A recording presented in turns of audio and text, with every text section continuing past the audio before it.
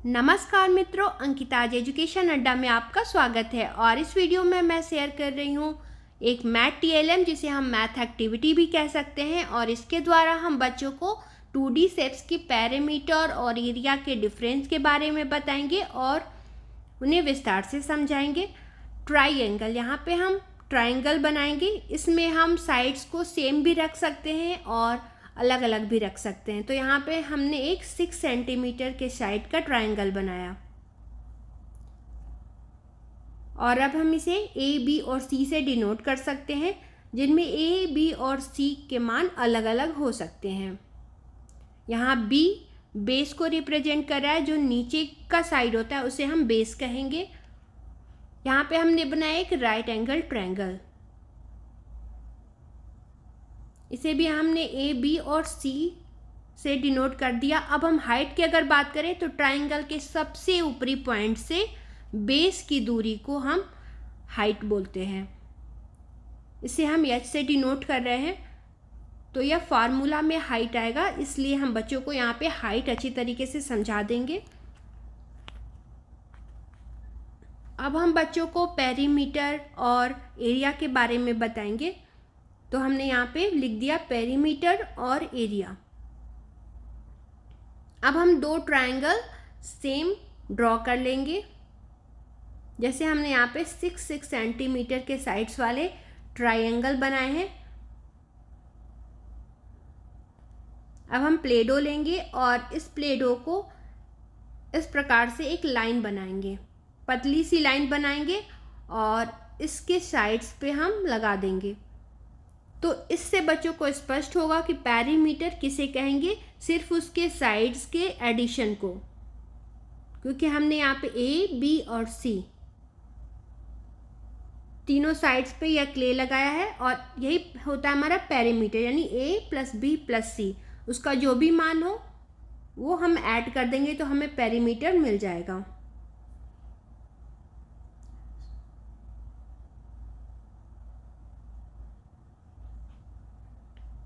तो यह हमारा हो गया पेरीमीटर ए प्लस बी प्लस सी।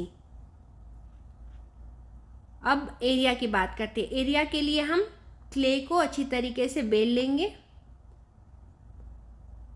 और जैसा कि हमने ट्रायंगल बनाया है 6 सेंटीमीटर के साइड का, तो हम तीनों तरफ से 6 सेंटीमीटर लेते हुए यह ट्रायंगल कट कर लेंगे।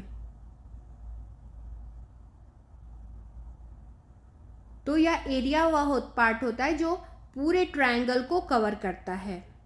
तो इस एक्टिविटी के द्वारा हम बच्चों को अच्छे प्रकार से एरिया के बारे में और पेरीमीटर के बारे में समझा सकते हैं।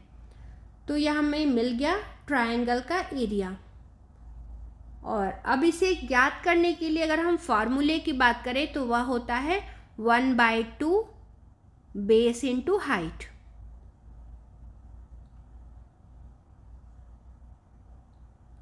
तो यह हुआ हमारा ट्रायंगल। अब हम बात करते हैं स्क्वायर की। स्क्वायर वह होता है जिसके सारे साइड सेम होते हैं। जैसे कि यहाँ पे हमने शो किया है ए, जो कि साइड्स का मान है। यहाँ पे भी हम पेरीमीटर और एरिया के लिए सेम करेंगे। क्ले को हमने लाइन बनाया और इसके चारों साइड्स पे हम लगा देंगे। तो यहाँ पे आप देख सकते हैं यहाँ 4A है, तो इसका पेरीमीटर भी 4A होगा। तो इसे बच्चे बहुत आसानी से पेरीमीटर निकालना सीख जाएंगे और एरिया और पेरीमीटर में डिफरेंस कर पाएंगे।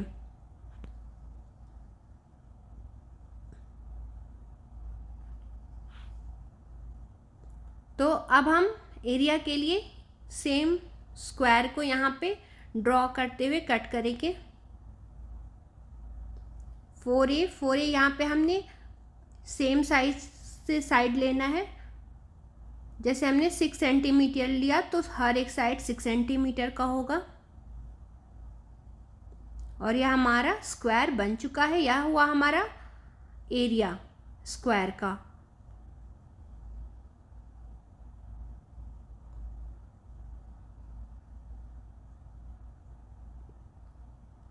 और एरिया का फॉर्मूला होता है ए स्क्वायर।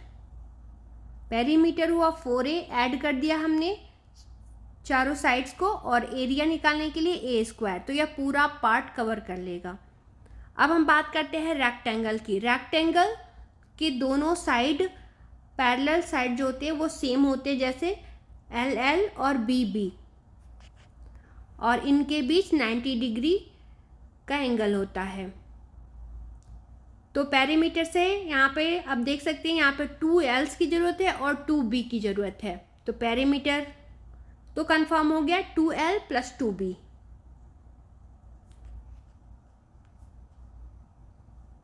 और एरिया भी हम यहाँ पे क्ले से ड्रॉ कर लेंगे।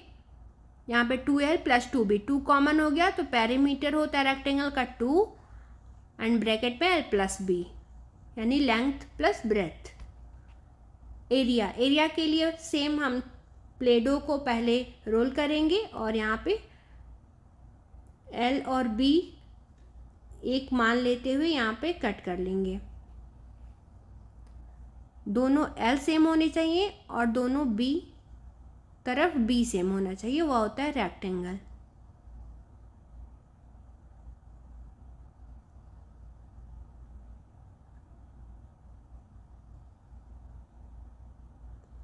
यहाँ पे एरिया होगा L × B।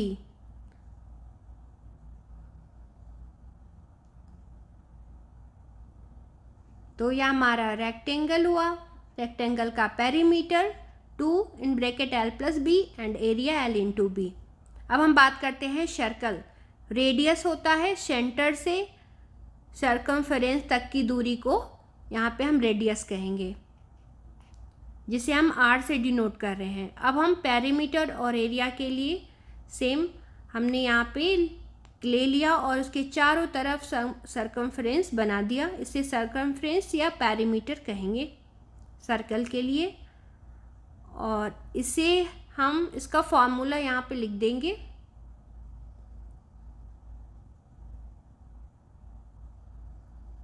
To pi R, जहाँ पाई हम 22/7